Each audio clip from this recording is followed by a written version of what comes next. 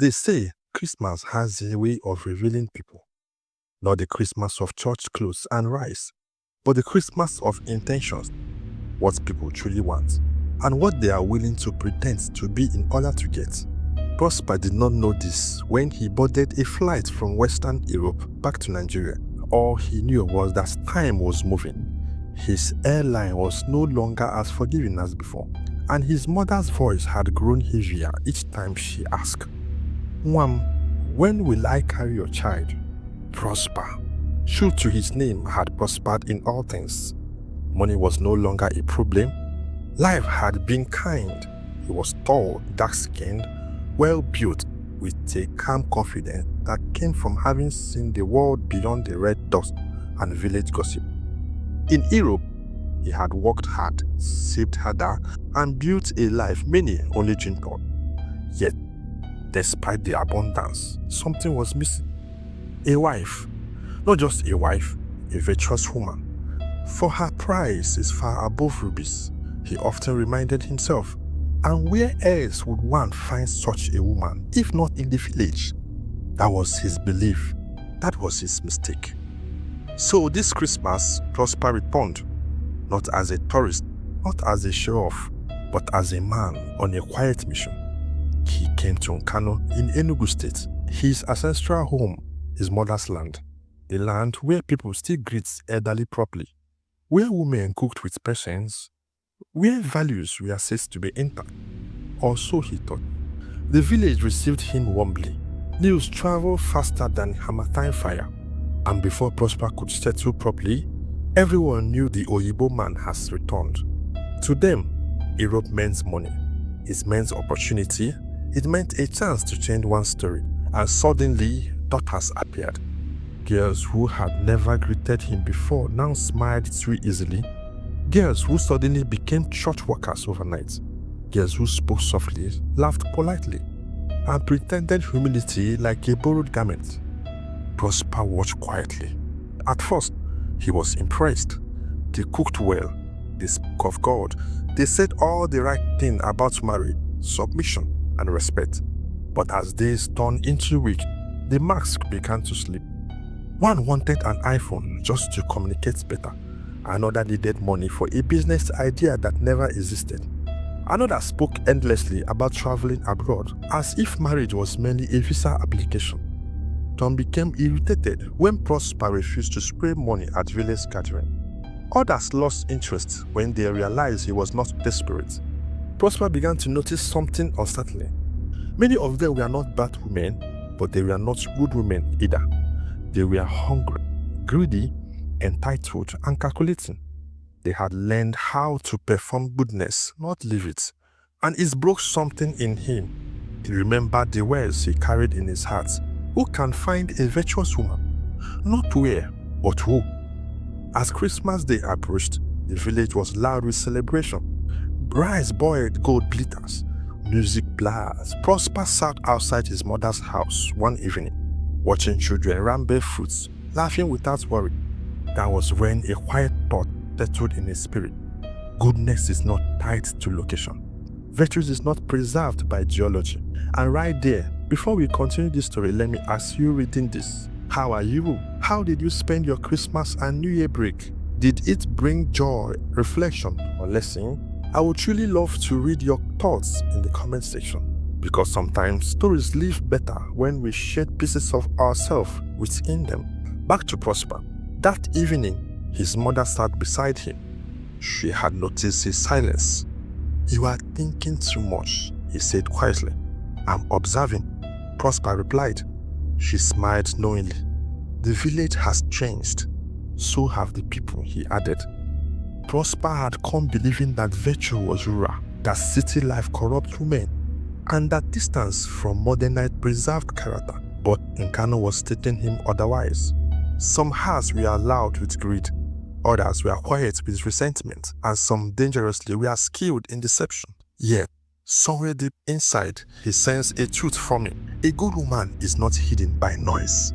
She is often overlooked because she is not advertising herself. Prosper did not know that the woman he sought was not trying to impress anyone.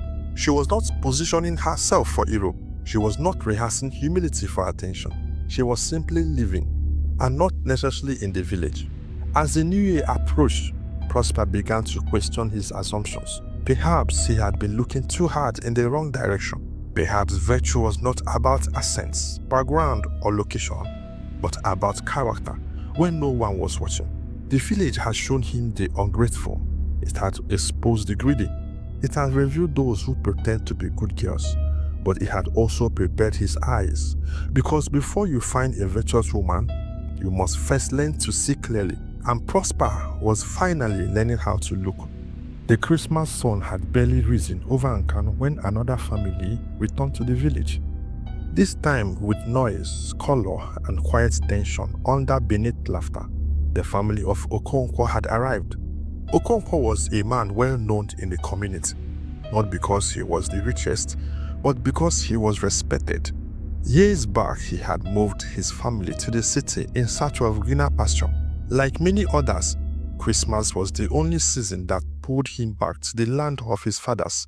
This year, he returned with his wife and children, filling his ancestral compound with life once again. Among his children were his third daughter, Ifunanya, and his fourth daughter, Chiamaka, two sisters from the same womb, raised under the same roof, yet as different as night and dawn. The village noticed them immediately. Ifunanya announced herself without word. Her presence was loud. She stepped out of the car as though the red earth owned her reference. Slim-waisted, light on her feet, face carefully sculpted by makeup and confidence. She drew eyes effortlessly. Her hair, long and perfectly laid, caught the Hammertime breeze like it was trained for attention. Bangles jingled softly on her waist as she adjusted her sunglasses.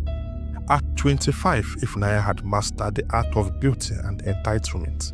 If she wasn't in the nail salon, she was changing her hairstyle. If she wasn't painting her toes, she was doing a fresh manicure.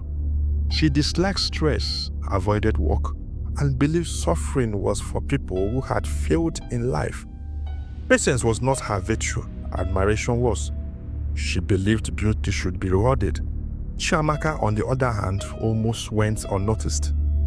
At 22, she was quiet, simple, and unassuming. No loud laughter, no exaggerated movements. She wore a plain dress, neatly ironed. Her hair packed simply without drama. Her face carried a soft beauty that did not beg for attention, yet lingered in the mind once noticed. She greeted elderly properly. She knelt when required.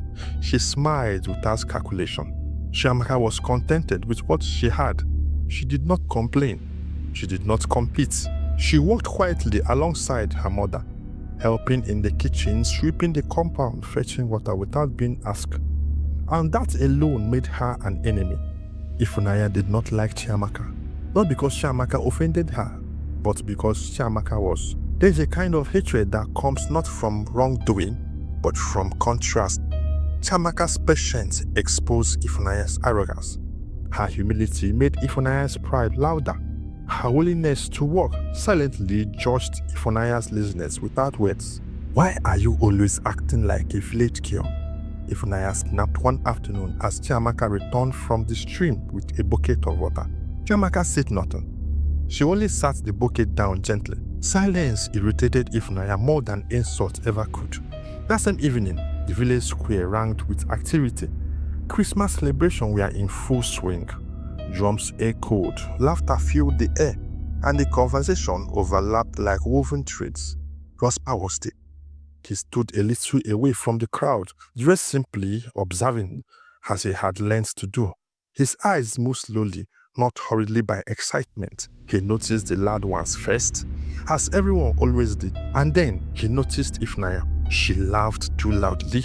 She spoke too boldly. She asked questions that pointed only in one direction: Europe, money, connection. Prosper listened without revealing much. He had seen this pattern before. But then, almost as an afterthought, his gaze shifted. Chiamaka was seated under a tree, peeling garden eggs for young children. Her wrapper tuckled properly, her movements gentle. She was not trying to be seen, yet something about her presence settled the air around her. Prosper felt it before he understood it. Stillness. Later that night, Prosper overheard Ifunanya speaking to her friends. "You see this Christmas, I must not leave this village empty-handed," she said, adjusting her hair. Chiamaka, passing by with a lantern, heard them through. Her steps slowed, but she did not stop. Her face showed neither surprise nor bitterness. Life had taught her early that noise often chases shadows, while substance awaits quietly. Unknown to the sisters, eyes were watching. Not eyes searching for beauty, but eyes searching for truth. Prosper remembered his early belief that virtue lived in the village, untouched by greed. But here, standing between two sisters from the same home, he saw deeper lesson forming clearly. Not every quiet woman is weak. Not every beautiful woman is good. The village nights grew thicker, and the moon rose slowly over Nkanu, casting long shadows on the red earth. This Christmas was not just revealing faces, it was separating heart.